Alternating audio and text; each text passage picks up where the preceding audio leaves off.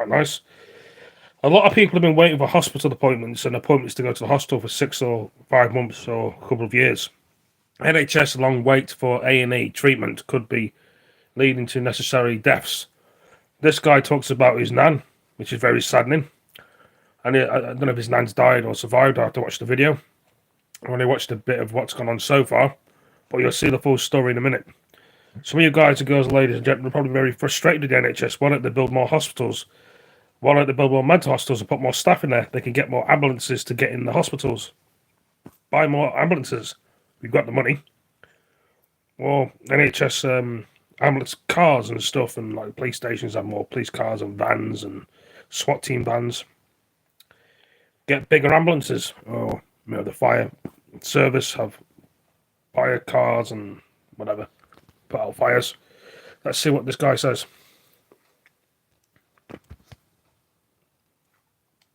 The stories of long waits for treatment in A&E are very personal for some. Graham Smith's grandmother, Vera Murphy, was left on a trolley in a hospital corridor for 33 hours, aged 92.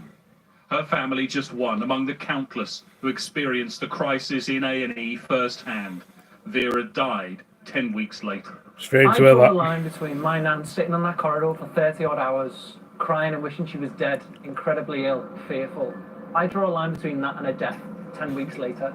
Would she have lived longer if she'd have been seen quicker? Maybe. But it certainly would have made the last few months of her life that bit more comfortable, and I think she deserved that. The cost of long waits in A&E has been laid bare in estimates from the Royal College of Emergency Medicine. As many as 268 deaths every week last year. And they say that doesn't include the patients delayed in the back of ambulances before they even get into A&E. Our hospitals are so full, the efficiency within our hospital suffers, and we end up with people taking long stays in an emergency department. This then translates that they have a longer stay when they're admitted to hospital because it takes them longer to get better. We're in a situation now where getting admitted to hospital will make people worse. Yeah, any excuse that is. Sue Richards just don't want to spend the money. Hours in pain make on more a hospitals in and A&E, stuff. Waiting to see a doctor. She says she knows she's one of the lucky ones. I couldn't fault any of the staff. It's just the system. It's the way it's been run down over the last few years. All the good doctors and nurses aren't are leaving the hospitals and going privately. That's what's happening. Whatever you do, don't get ill. That's how it feels. In a statement, the Department of Health and Social Care said efforts to admit, transfer or discharge A&E patients within 4 hours were improving. We are determined to continue improving experiences for patients and making access to care faster, simpler and fairer, it said. We're making progress in reducing A&E waiting times, including adding an extra 5,000 permanent staffed beds this week. I have to wait 4 hours to go to the hospital. Be seen as quickly as possible. I have to wait for things. But 1.5 million annoying patients and diabolical. waited 12 hours or... Anyway, let's watch a bit of this and see what we think about this.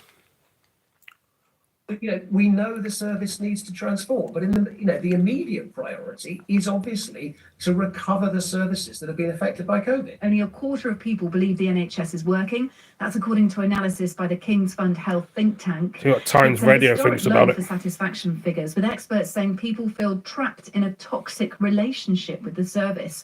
When asked about satisfaction figures, the Science Minister, Andrew Griffith, insisted to Times Radio Breakfast that the figures are in context of the pandemic. No one should be complacent about today's figures, to be absolutely clear.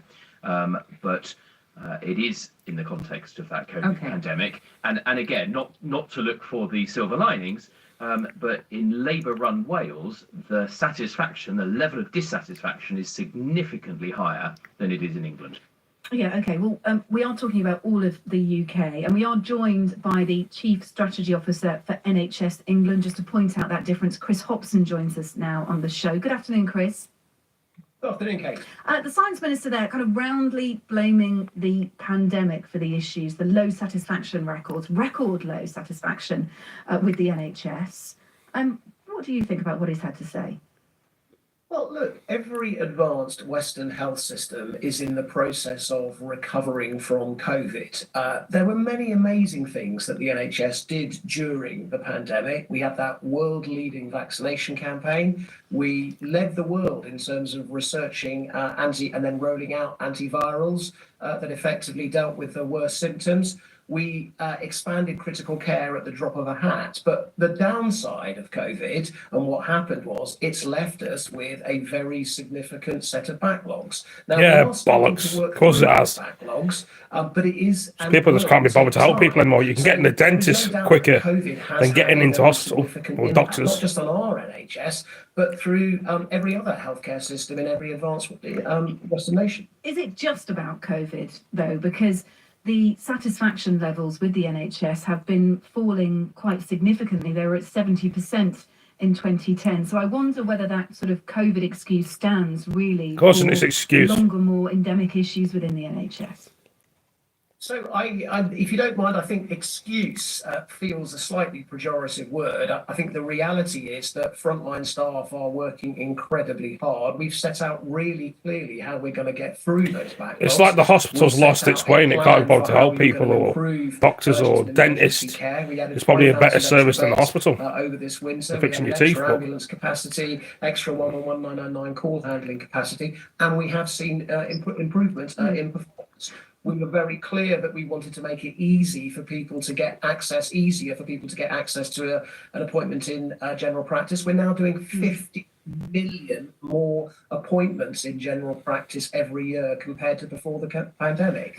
So why do you think, sorry to interrupt, UV damage? Help leave it behind. These bloody adverts again. CD Daily UV, the perfect daily SV. Interrupt you, but why are the public then saying that they have record levels, low levels of satisfaction with the NHS? We know about all the things you're doing, but I want to get to the heart of this data here and sort of find out why people are so dissatisfied and sort of why that dissatisfaction has been tumbling over a period of years before the pandemic became a discussion.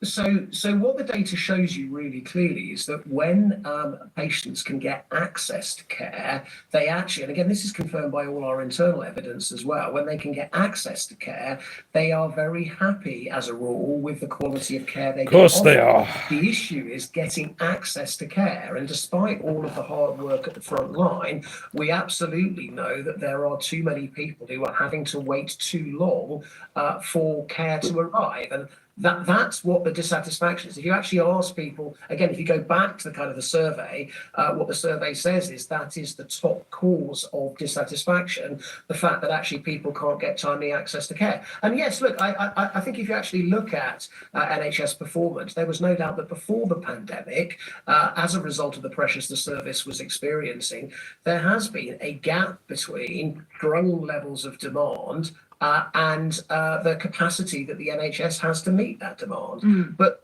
so what we're saying is, as you recover from COVID, we're very clear about what the recovery strategy needs to be. We're focusing on improving waiting times in terms of accident and emergency, cutting the waiting lists. No broken lies and promises of hospitals that are never on time. And if you look what happened, takes ages to get an ambulance out to them and get them in those there. areas that we've been prioritising, we have started to recover services. But look, everybody in the NHS knows there is still some way to go. And that's not just the entire picture, because as well as recovering services, we know that longer term we need to transform the NHS. Yeah, so the report suggests that the difficulty of seeing a GP was the biggest source of frustration for people. And I think, Chris, what I'm honestly asking is it all about trying to recover after COVID, or does there need to be some acceptance that some of the issues with the NHS were already long there before COVID? Can we be honest about that?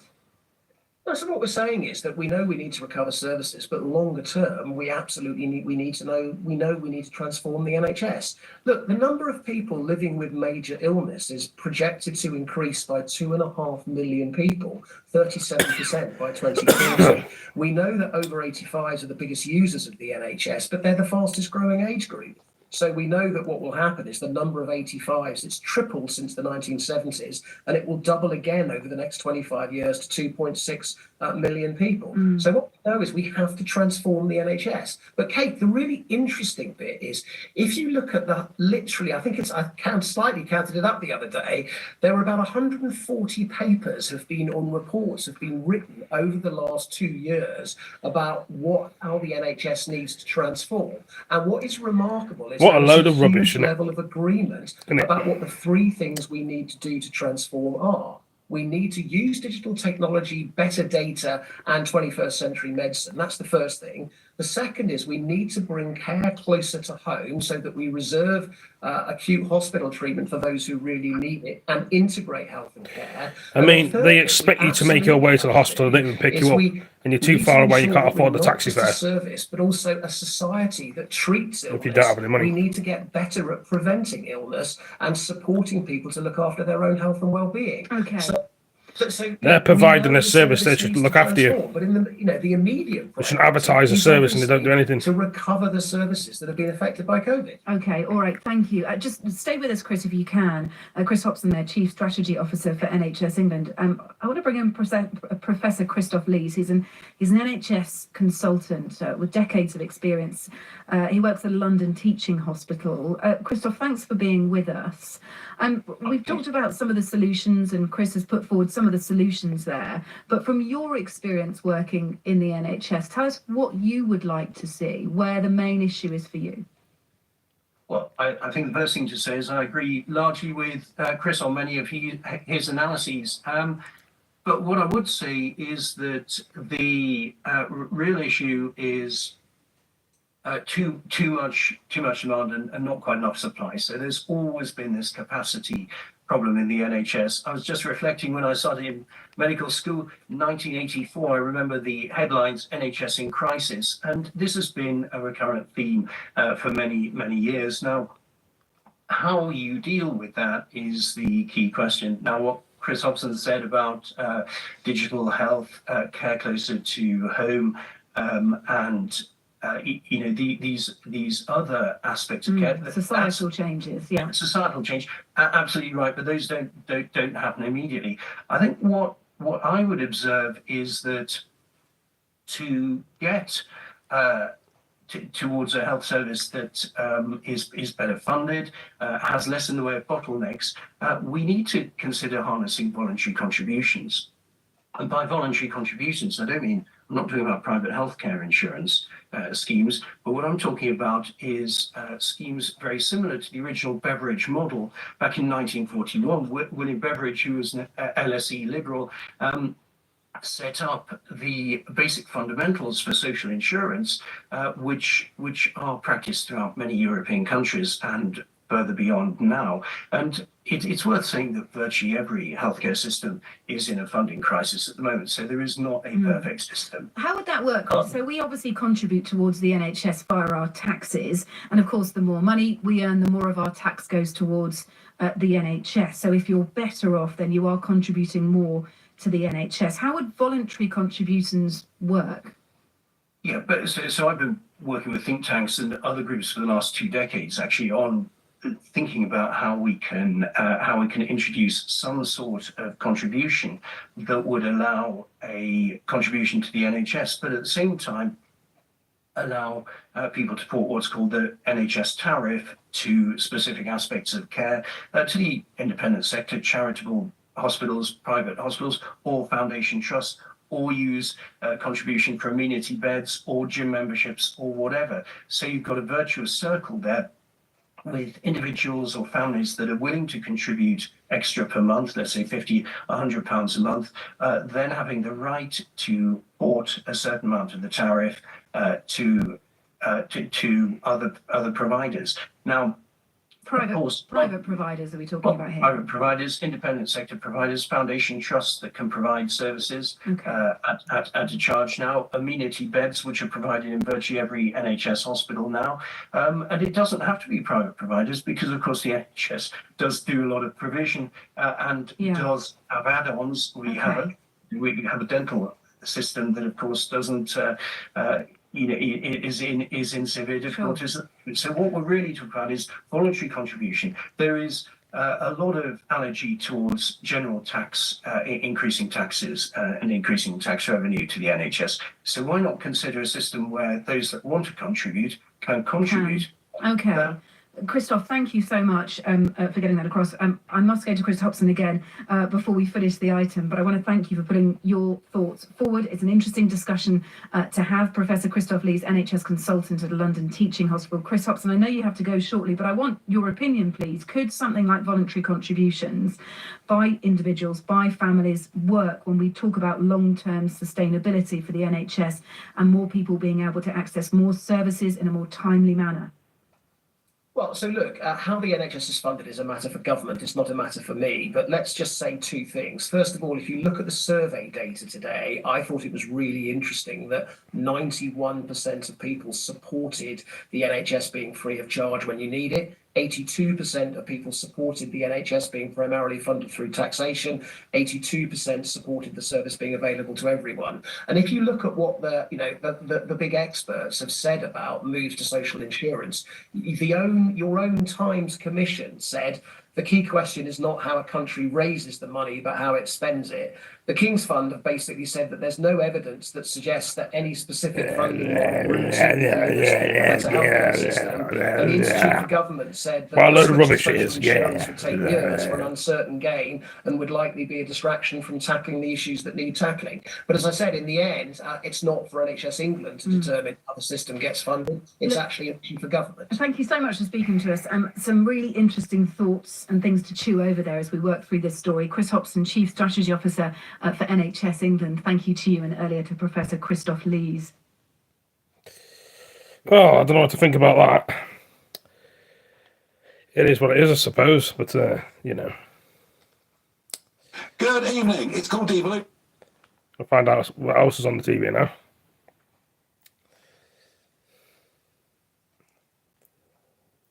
Calm myself, don't get too excited now.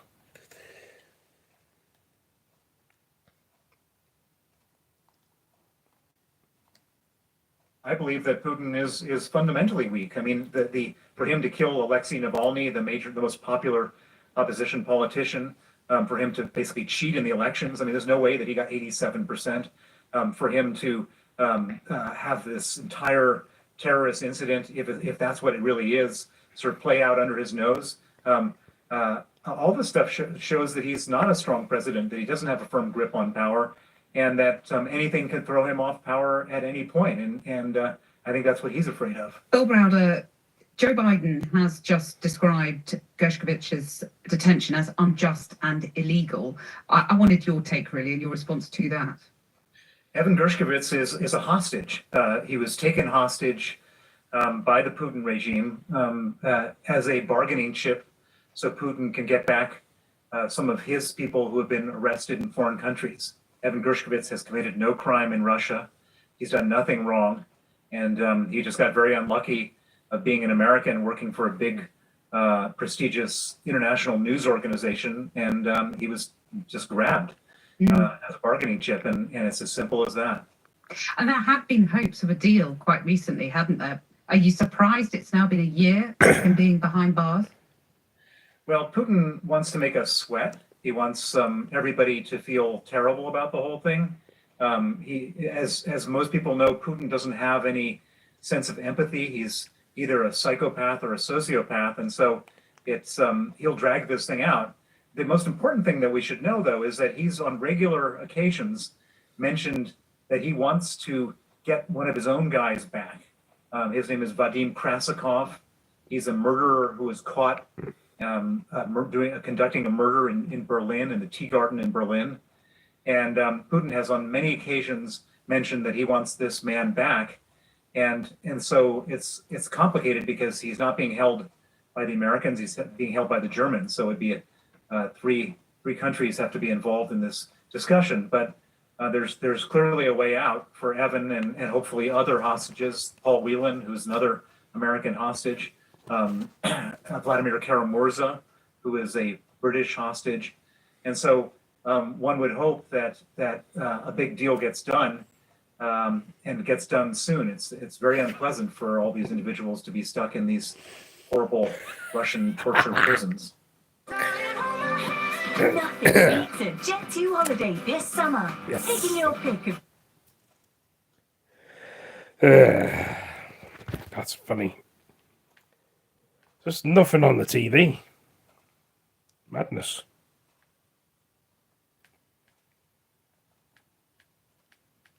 Can't seem to just find anything good these days on TV.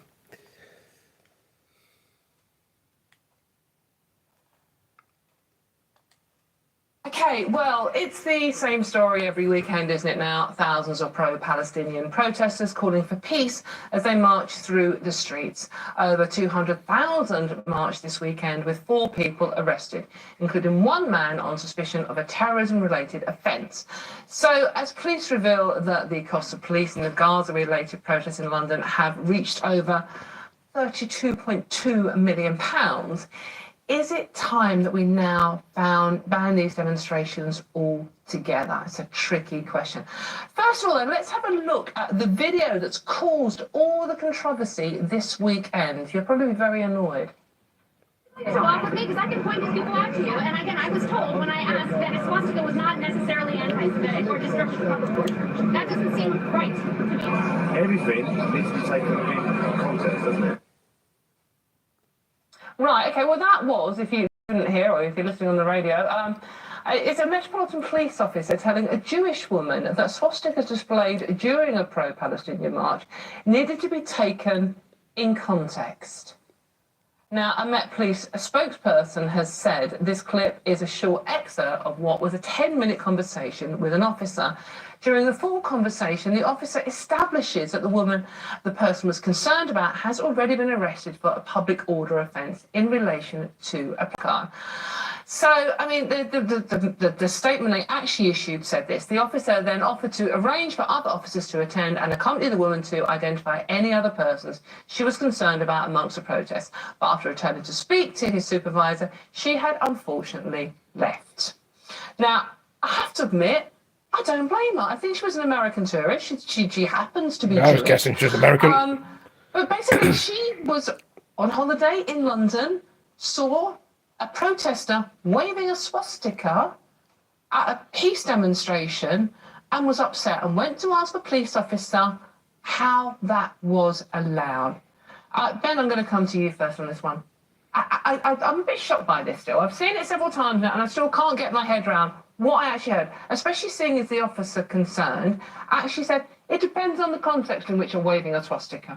Well, I mean, if it did depend on the context, you would have thought this was a perfectly good example of where the context would prohibit it. I mean, there's no civilized circle in which I move where the swastika would be justified in any context. And in fact, people, you know, when I was a member of the Brexit Party and now that I'm a member of Reform UK, often they replace the symbol of the Brexit Party, you know, previously now Reform UK, with a swastika to indicate that, you know, we're some kind of extreme far-right party. Actually, what's interesting is that this is essentially a left-wing march, and the swastika actually is the symbol for the National Socialist Party, which was famously left-wing. And I know we're going to be talking about free speech later, but this kind of totalitarian shutdown of debate, the insistence of a particular ideology over another, it's the preserve of the left. And the left are on the they're on the march, literally, at the moment. And the fact that this police officer could have had any form of debate with this woman, it should have been taken as read that the swastika is unacceptable. I mean, for goodness sake, this is, you know, a march effectively against Jews, and she's got a swastika. The context wasn't difficult to understand there. Yeah. I mean, Joe, the swastika is offensive. Yes, certainly in those circumstances. And we have seen now so many times, so many offensive things going on these marches. Our own reporter, Catherine Forster, is now so worried about going back for her own safety to these marches, a peace march, by the way, that she's thinking twice about whether she should cover them in person. A journalist being terrified to do her job in the streets of London. Isn't it time that we just stop these marches in particular? Why should we stop these marches any more than stopping any other marches? If you go down that path, you're going to say, right, you can't march because they are peaceful. 4 people, you just said it, 4 people were arrested out of 200,000 people. But maybe more should have been arrested. Well, we don't know, Ben, because we weren't there. You could say that about any event, whether it was a pub or a party or a football match or anything. There were arrests made. I think that police officer engaged in a perfectly polite and civilised way. The person this woman had allegedly seen had apparently been arrested, presumably one of the 4 people charged. So it's been dealt with. The fact that he engaged with her, and I read somewhere else that he'd said, you know, if you want to, and he offered that somebody else, you know, you can't have it both ways. You can't say, oh, we can't have this battery on the phone. I don't agree 47% battery. A left-wing march. It is people who are appalled and horrified at what is happening to civilians in Gaza. I mean, the fact that, and I'll read you the quote from a Holocaust survivor, Stephen Kapos, who attended wearing a badge with the colours of Palestine, the Palestinian flag. And he said, we need to put pressure on our government and on the official opposition so they speak up, act, stop arming Israel and stop supporting genocide. Now, you know, he's a Holocaust survivor. He's got more right. What did he have to say about the swastika? Well, we don't know, Ben, because we weren't there. I bet he would have been. Well, he might have been, but the person was arrested. Yeah.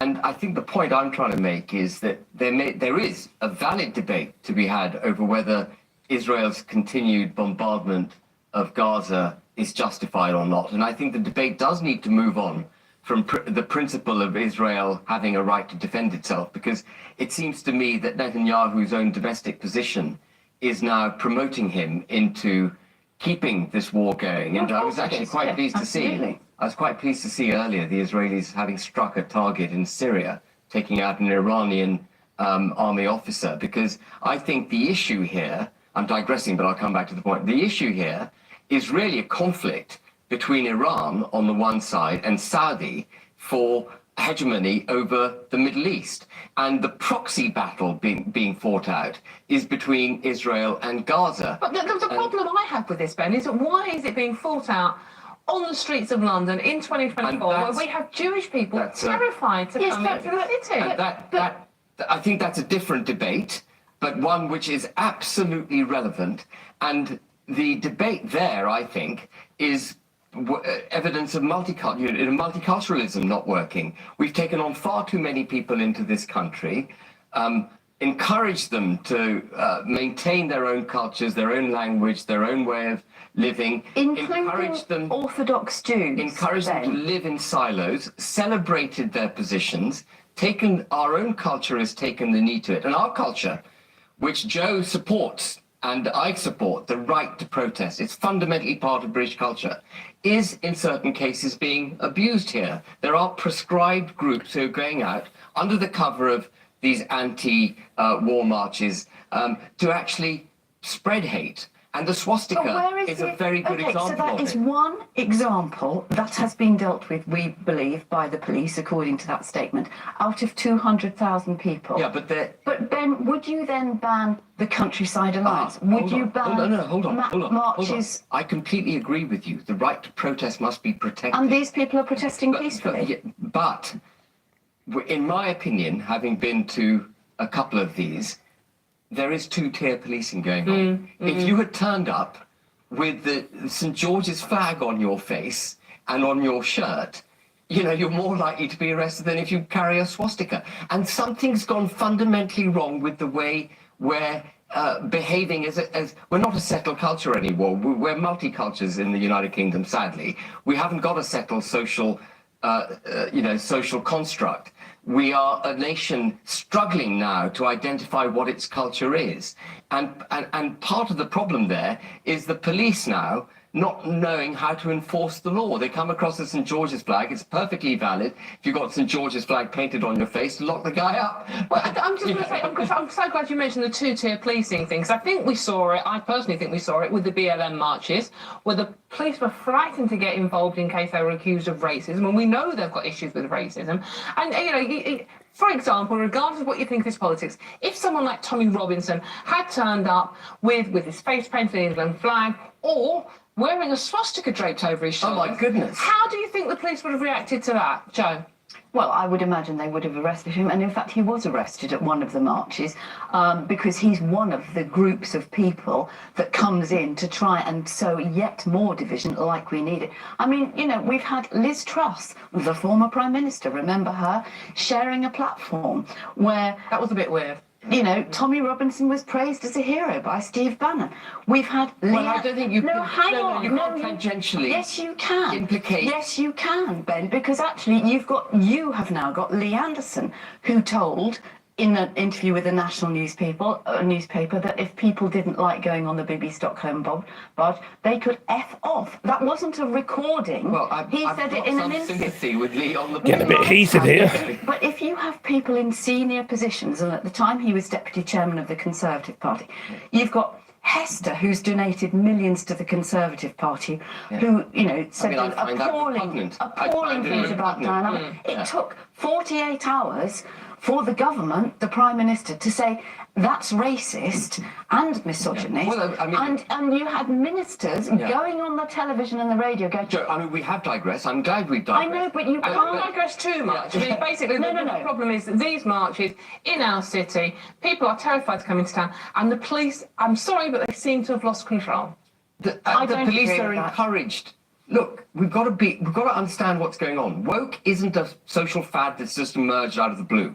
Woke is something that has been actively promoted by government through the regulatory and legal framework in the United Kingdom. What's to do with this? Well, I'm coming to it. And part of that is diversity, equality, and inclusion. It's a fundamentally erroneous regulation that has now found its way as a virus into every organisation in the United Kingdom, including the police, which requires the police to promote the interests of minorities over and above, and if necessary, to the detriment of the majority. And that's why you are seeing two-tier policing, partly because they're scared, I suspect, because they're 200,000 Palestinian marchers. Well, they're not Palestinian marchers. Well, pro-Palestinian, they're marching anti-Israeli, against whatever. war. They're marching against... Do you disagree that there is two-tier policing in No, I don't think there is. You think all marches, all demonstrations are policed entirely? I'm not saying that, but we know perfectly well that the Metropolitan Police is institutionally racist, as written large by Dame Louise By an independent body for which there was no democratic accountability or scrutiny. I mean, she writes a report and it becomes absolutely sacrosanct that we can't challenge it. If I were to say the institutions of the United Kingdom used not to be racist, they are now encouraged to practice what I call reverse racism. You think they used not to be racist? No. I grew up in this country as a brown individual. My dad's Pakistani, my mum's English. I never have experienced racism against myself from any institution. I've experienced racism from individuals, but never institutional racism. I find that astonishing. And now we have regulatory requirement for reverse racism, and that is racist. You need to right some of the wrongs, and it's not just racism. Look at what happened to Sarah Everard. Look at the fact that Wayne but that wasn't racism. It doesn't matter whether it's racism. In your that was view, a corrupt it's police officer who was allowed to carry on. Him raping a woman is completely unacceptable. But in your view, that's about if somebody had said, you know, oh, it's just a bit of office banter. David Carrick was known as the rapist. No, come on, that's not fair, Joe. You're putting words in my mouth, and then you're conflating those words with something else. The only people who are using woke as something to be divisive are the right wing, who are saying that anything that tries to make a more decent, tolerant society is wrong. No, the regulatory framework encourages and embeds division in the United Kingdom. I was going to say in our society, I can't claim that we have a society anymore. As much as I'm loving this division currently in the studio, which you're both brilliant debaters, I'm running out of time on this one. Sorry, but you're brilliant. Well, I don't know what to suggest about that. Crazy. Just don't know. There's always something to find on this TV, most probably. Right. Look at these stupid adverts again. Grab it, bend. You know, Alright, let's have a look at this. Now, what is your biggest fear? Spiders, the dark, commitment, maybe. Understandably, though, for many, it's the thought of someone they love getting ill. In the UK in 2024, there's nothing scarier right now than a health issue. Rishi Sunak, by his own admission, has failed on his promise to fix the NHS, and we all suffer the consequences. NHS waiting lists. We have not made enough progress. You failed on that pledge. Yes. Because you said NHS waiting lists will fall. In fact, they are slightly coming down now, but the waiting list is still nearly 500,000 more than it was at the start of last year. Do you accept that? Yes, and we all know the reasons for that. And what I would say to people is, look, we've invested record amounts in the NHS, more doctors, more nurses, more scanners. All these things mean that the NHS is doing more today than it ever has been. But industrial action has had an impact, and that's why we've been working very hard to bring down the people waiting. Well, Prime Minister, let's have a look at those figures. 7.5 million people in this country are waiting to be treated. You heard that correctly. More than 1 million appointments were cancelled last year. Doctors went missing for 38 days over pay and working conditions. It's a grim list. Now, when it matters, when your life is in danger, the NHS is supposed to be our saviour. World-beating, they tell us. But is it? Cancer care and accident and emergency are often held up as examples of its excellence, but this just is no longer the case. We've got the highest cancer death rates out of any country in the G7, and last month 45,000 people waited in A&E for more than 12 hours before seeing a doctor. I was one of them. This goes way beyond a few shocking headline statistics. Every single step of the healthcare in this country is broken. That 8 a.m. scramble for a GP appointment. If you're lucky, you might get a phone call in 2 weeks from a doctor you've never ever met. The 6-month waiting for a hospital referral. And then the 18 months or even 2-year wait for that much needed operation. Now, not long ago, of course, if you were pushy enough, if you knew the right way to speak or were friends with a doctor, you knew the person to send your complaint letter to and had time to pester, you might just get around the failing system and get looked after. But now even the sharpest elbowed middle-class mum can't find a workaround. Most people now with a bit of spare cash simply go private. If it costs 60 quid for a video call with an NHS doctor, but via some Silicon Valley app, then so be it. The problems are plentiful. We now export well-trained doctors at an alarming rate to other countries, or we simply lose them to the private sector and have to draft in foreign workers to plug the gaps. Our healthcare system really is broken. And politicians tinker with healthcare at their peril. But our treasured NHS has been insulated from criticism for too long. And it's partly that culture of silence that has allowed this situation to deteriorate to where we are now. Let's not forget, by the way, the entire system comes at a cost, an eye-watering 181.7 billion a year. It's not surprising, therefore, that just 1 in 4 people are satisfied with NHS treatment and delivery. To use a 2024 phrase for a 2024 problem, we're trapped in a toxic relationship with our healthcare system. It's a simple question, but with many answers, I'm sure. But cutting to the chase, are you satisfied with the NHS? And here's a further question. Would you pay more on your tax to fund it properly? We'll open the lines on this one now, 0344 499 1000. You can text 87222, or of course on the socials. So you can call the number there, guys, ladies and gentlemen, if you've got a problem with it. And founder of Simple Politics, Tatton Spiller, is with us to chew over this and a few other stories. Tatton, good afternoon to you. Good afternoon. Nice to see you. I mean, this one, since we've all been alive, this merry-go-round of the NHS debate has always been there. Do we pay more money? Every government, including this one, will say, actually, if you look at the books, we are paying more, putting more into it than we've ever put into it.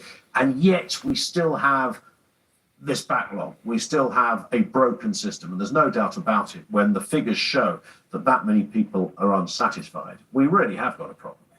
We've got a massive problem. But, you know, before we get into the problems, I want to talk about the good stuff. Because 2 years ago, I got sepsis and the ambulance just came and blue-lit me to the hospital. There's no wait for the ICU. And the doctors and nurses in the ICU saved my life 2 years ago. Yep. Right?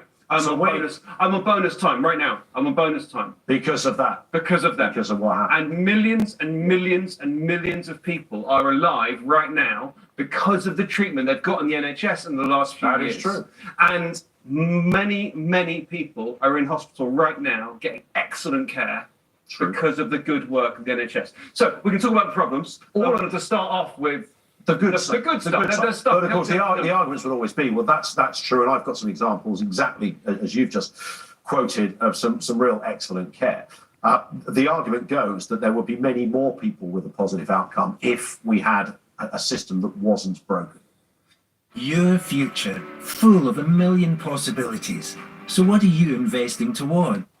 So everyone agrees. Jeremy Hunt says that we need to reform he's put in 4 billion, I think, on to make it better. Wes Streeting, the Labour Health Secretary, says that he's not going to pour money in. He's going to reform it from the inside. That 180 billion you're talking about people seem to agree it should be enough. And in the current system, if you got 20 billion more and made it 200 billion, would it make any difference? Yeah. Because it's not just about funding. Now, a lot of people feel that it's being drained by people. We haven't got the money in there. But sometimes it's hard. A new machine might cost £1 million, £2 million. True. And if we don't have the machines now, if it's a brand new machine, then suddenly the government has to pay however many trusts need these machines. So to be better, we need to pay more. And it's only when you sit in a hospital, I mentioned about being in A&E about a month or so ago, and that long wait. And when you're sitting there, you're looking around at everything, every light bulb that's on all day long, every pair of rubber gloves, the sanitizing liquid, the amount of personnel. This is at 3 o'clock in the morning. You're still seeing, it's obviously fewer staff around, but there's still a lot of staff around. Thinking, wow, every hospital. This is just one little corner of a big hospital I'm talking about here. And it's just one location of all the ones around the UK.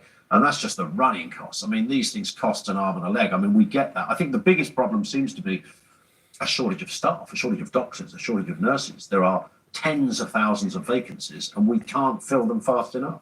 And that might be about funding. But you're talking about the light bulbs. If your procurement means you're paying £15 for a light bulb, or the cost of changing it costs £15, then you haven't got the money for the doctors. Yes. And so they're on strike, and that money could be, if you wanted to pay them the full amount they asked or enough to bring them back, that money could easily be saved. Everybody agrees that there is wastage within the system, and that was something that specifically this survey found, that people were frustrated with the system. And I think it found that roughly 40% would be happy to pay more tax for the NHS. Yeah, I mean, roughly that's the interesting bit, isn't it? If you did pay more tax, as you rightly said, I mean, it's not just the money, it's the sort of the system itself. But do you change that if Wes Streeting, who is in all likelihood going to be the next health secretary, the first Labour health secretary of the next government, is he going to do the kind of Blair thing? We just bring in some more private sector into this? That's a swear word for many people. We'll be talking to a GP a little later who will not be happy to hear that. We'll also talk to one of the authors of this report.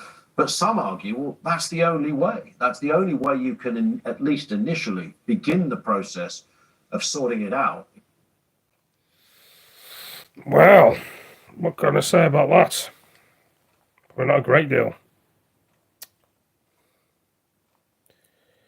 Let's have a look at more things about it. There'll be many people pointing to the fact that satisfaction really collapsed after March 2020. I suppose a lot of this has got to be to do with COVID.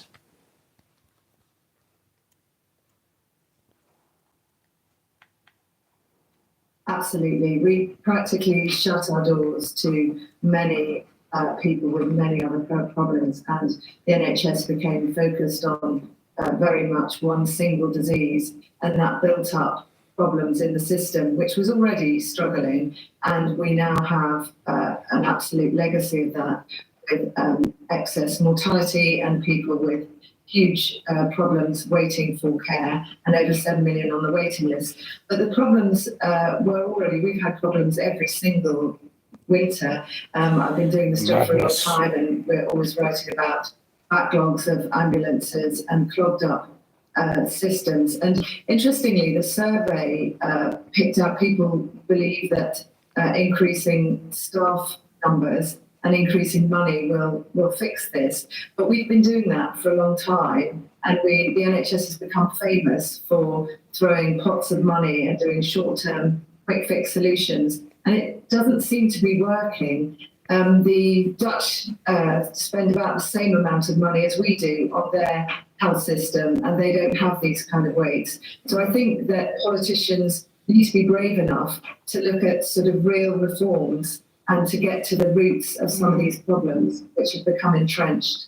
Lucy, the report's author, Dan Wellings, who's a senior fellow at the King's Fund, he said that a lot of patients feel like their relationship with the NHS is a toxic one.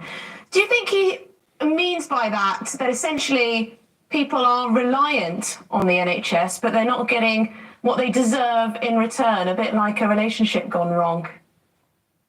Absolutely, and we can see that people are waiting years for care. They're waiting in pain. They're struggling. There are some parts of the country where their waiting lists have just been closed because they can no longer put more people on them. So it doesn't work for the vast majority of people. And I think we do need to think about radical things like opening up the system for 7 days. Premier Inn does it, Google does it.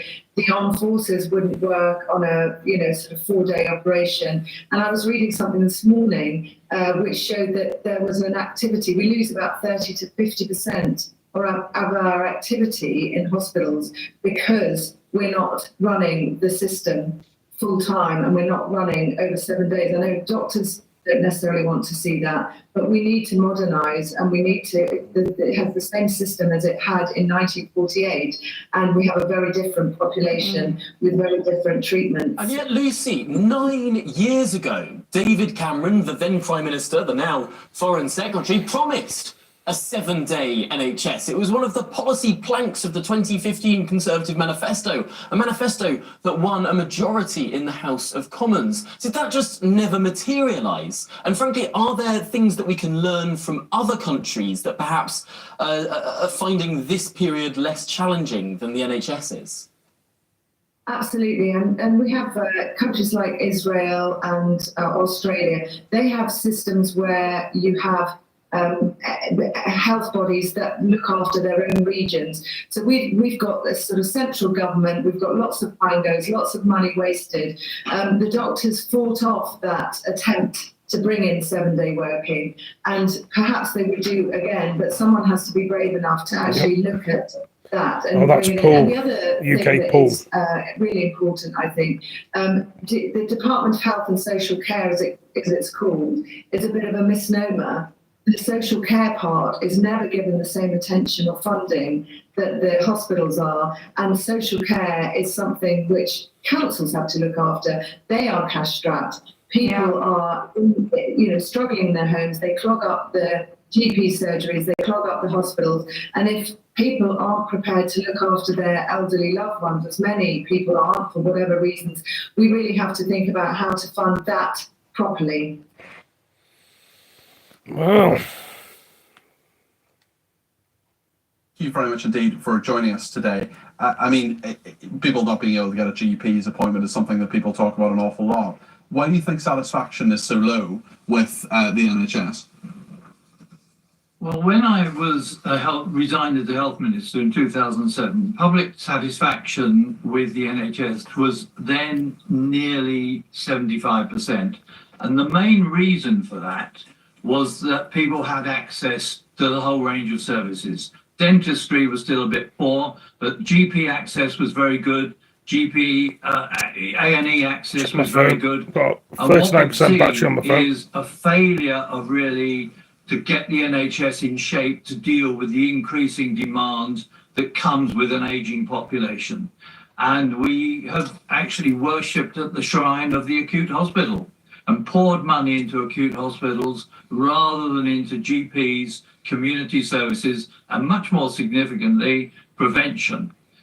Because prevention is really the missing elephant, which is a large elephant in the room, the lack of prevention to stop disease happening in our population. It's interesting because you talk about the ageing population. There has been a lot more money, over 40 billion extra pounds, that have gone in from 2010 when the Conservatives took power in the coalition. Clearly, this is not just about money, Norman.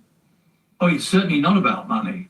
But you don't increase productivity and efficiency if you do so much of your work in the most expensive part of the system, which is the acute hospitals. That's why who have huge overheads, huge maintenance costs, and are not in all cases in too great shape.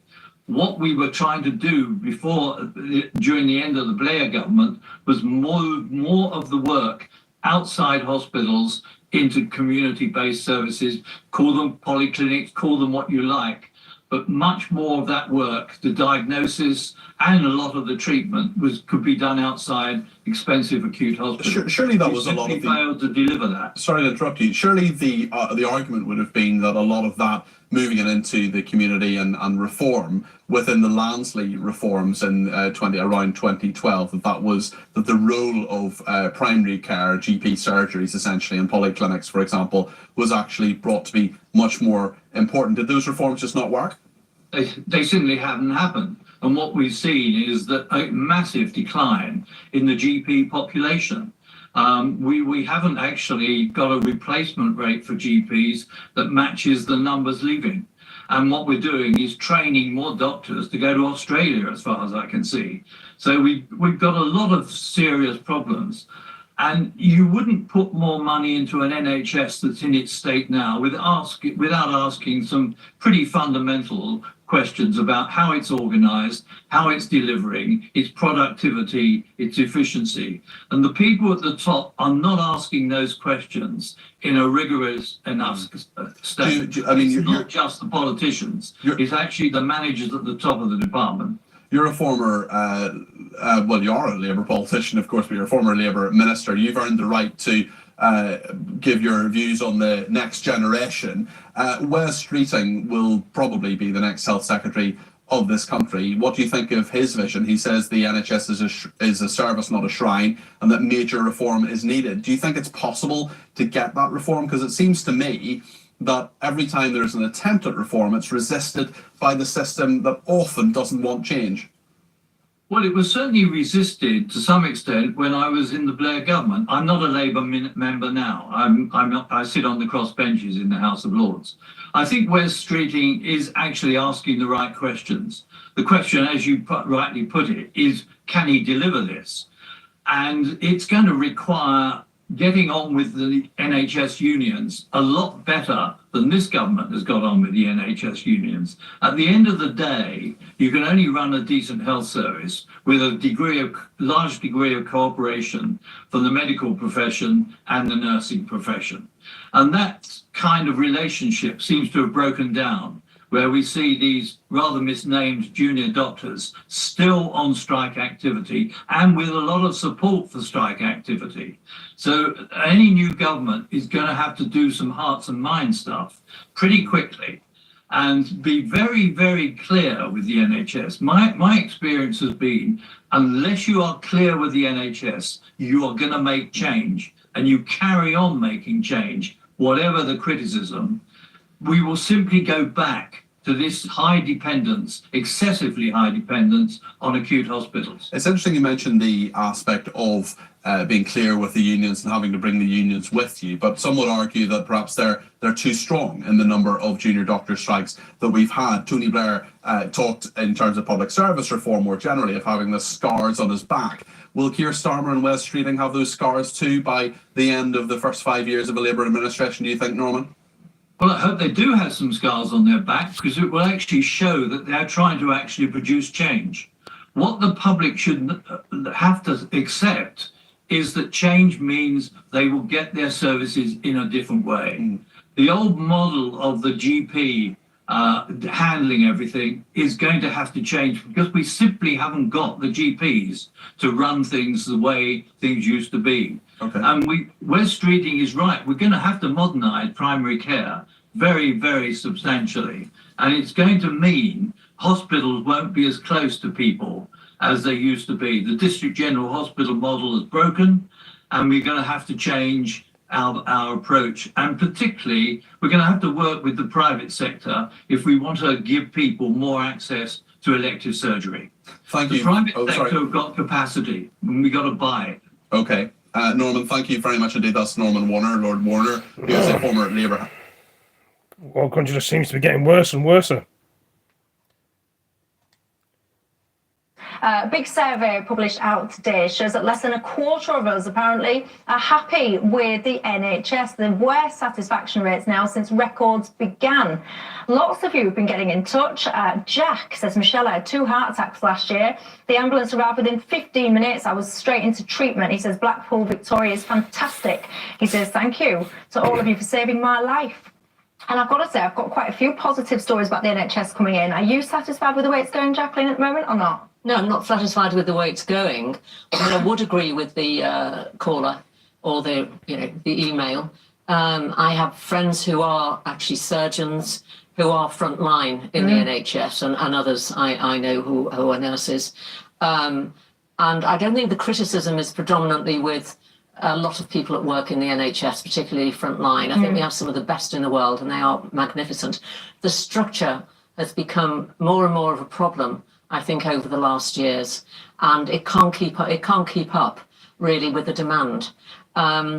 So I think that the bureaucracy, what they say to me is that the bureaucracy that they deal with now when they're just trying to do their normal jobs has sort of escalated beyond whatever in terms of then the amount of paperwork they're filling in, the amount of emails they're having to check, the amount of people then running a department which, has a manager with a manager. And there are about, I think, three quarters of a million, if you say managers, administrators in the NHS, there's about 1.4 million people work there. And also there's an issue, I think, with the calibre of some of those, certainly managerial, the calibre working on the operational side who don't seem to be up to the job. You can, by all means, you can criticise governments, and we always have to take that criticism. But by the same token, the NHS themselves, the trust themselves, we're paying chief execs a lot of money to run these hospitals. Some of them are appalling, some of them are very good. And they just vary throughout the country. And I think one of the main issues is getting past the GP. Once you are in there, the treatment can be absolutely excellent. But I think we've got a massive problem with the whole of the front line in terms of GP practices. Let's have a look at some of these key targets as well. I can just bring that up on the screen just to give you some examples of what's going well and what's perhaps not. Get your magnifying glasses out, ladies and gents. In England, the last time the 4-hour A&E wait was hit was July 2015. In Northern Ireland, that's never been reached. In Scotland, that was last met in July 2020. In Wales, it's never been reached, that 4-hour A&E target. We're giving you some cancer, 62-day cancer targets there. Again, they don't look great. And so on it goes.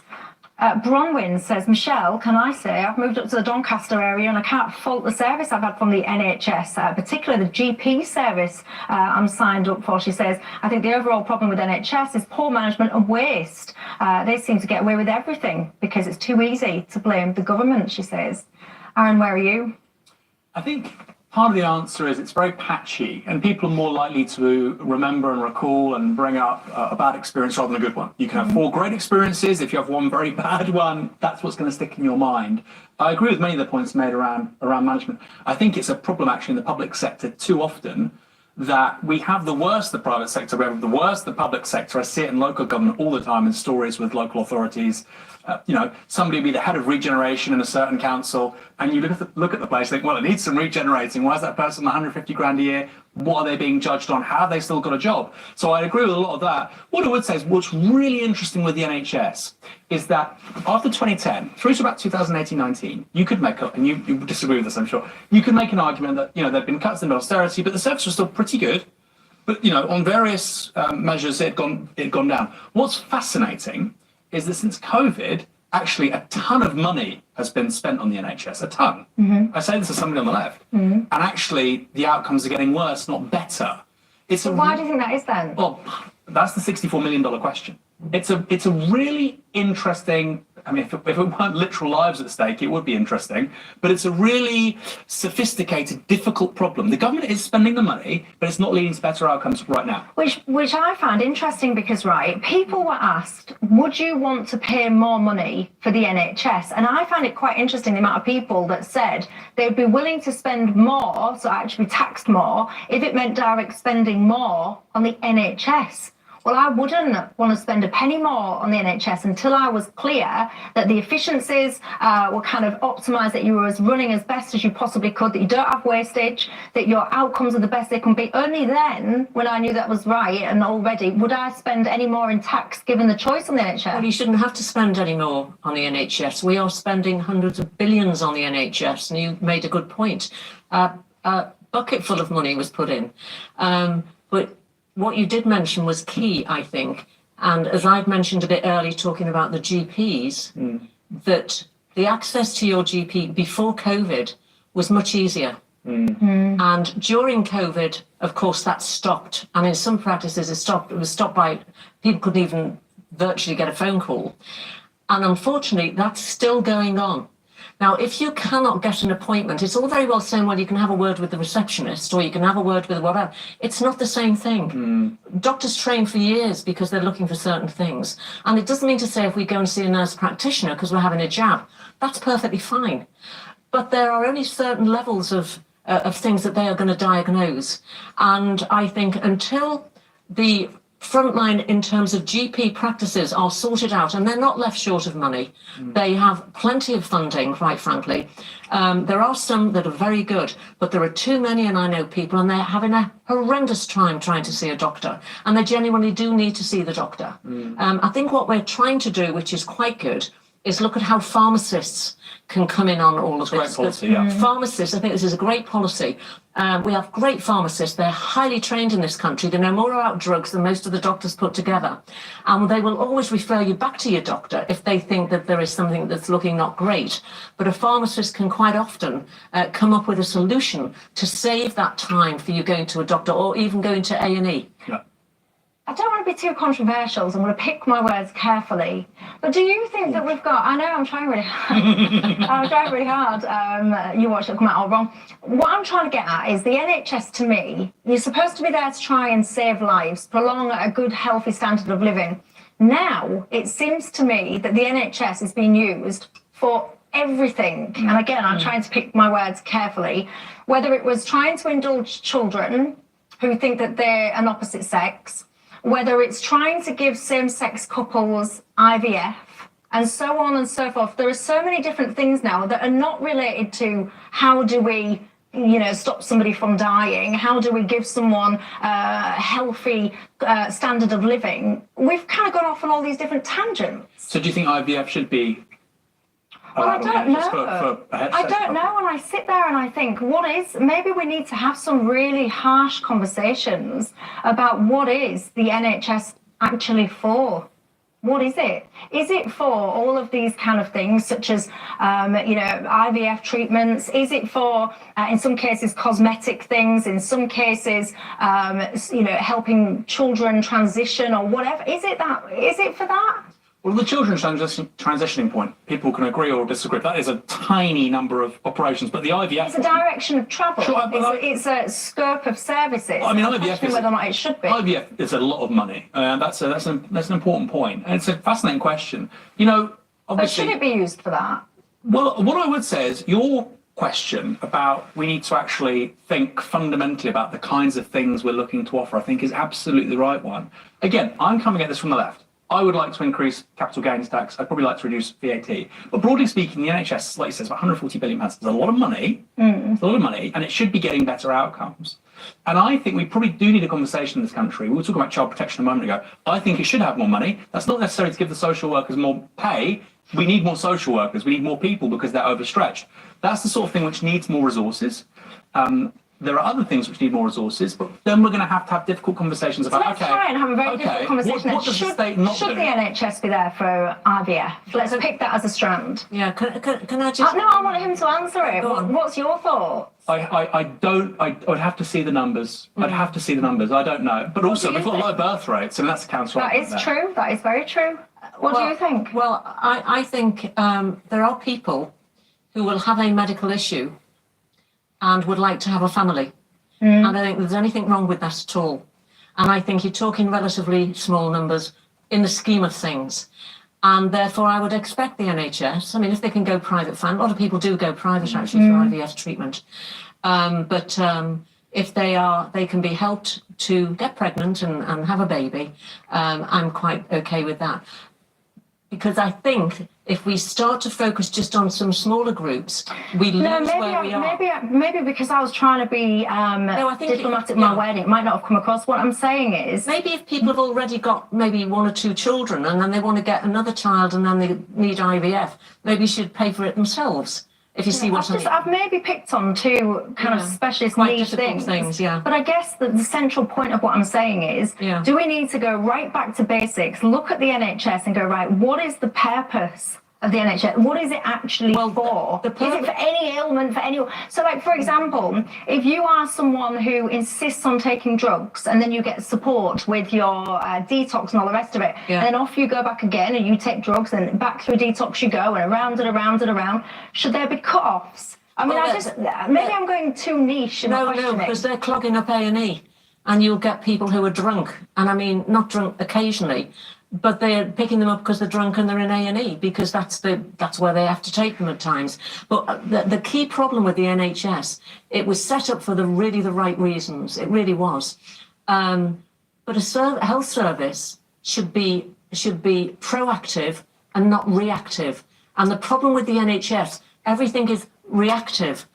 It should be focusing more like they do in continental Europe, and there aren't NHSs in continental Europe. I've lived in 4 countries, and they're all insurance-based, or there is a very small part of the pie if people don't earn anything, but it's funded privately. They're funded privately. People don't wait more than 24 hours for a GP appointment. The service that they get is very good, and that's across the piece, and that's generally with that sort of model that they use. I think that we're going to have to, with the size of the population and the demands, we're going to have to start thinking seriously cross-party, having proper conversations, which we never ever do with the NHS, of seeing how we can actually restructure this service so it can actually do the job that we'd like it to do. The challenge that you've got there is it's almost like the NHS is like some kind of religion. It needs to stop. And we've got to people almost worship it. And if you even try, and this is why I don't know if there's any politicians that have got the chops really, because you need, I think, to have really difficult conversations where you go back to basics and you literally sit there and go, look, what we've got isn't working. I think everyone can see that. So it's not working. So what does the future look like? But it's one of the few things which the taxpayer gets. It goes, I'm paying my taxes, I get this, schools for your kids, NHS, pensions. Yeah. And people pay a hell of a lot of tax. And if all of a sudden somebody says, actually, let's privatise this, they say, well, hold on a second. I know you're not saying that, but it's on the one hand, there is the whole religion of the NHS, that's true, but it's also one of the very few things which people think, well, my taxes are paying for that, and I can see it, and I engage with that, and I use it, every couple of years. But if you can't access it, what is it? More and more people are taking out health insurance now. Sure. And more people now, they just get into a point where they haven't got anything that's going to kill them, but they've got debilitating issues, and they can't get back to work. So they're actually I just want to give a few shout outs because I know that so many people on the front line work really hard. Darren says I had an op yesterday in Royal Hallamshire Hospital, Sheffield. He says it was all excellent and he wants to say a big thank you to all of the team that looked after him. One of my viewers here, she says she's got kidney problems. Sally, kidney patient for 25 years and I've had fantastic care from Hull Royal and Castle Hill. A big shout out to all of those guys. Lots and lots. It's actually quite heartwarming actually because so many of you are getting in touch to share your positive stories, which is really nice. Penny though says, I cannot get in to see a GP for love nor money. There you go. Madness. Anyway, I'm going to end the video. Thank you for all joining me. I'm going to do some over this later when the phone's charged. Take it easy. See you in the next one. Peace.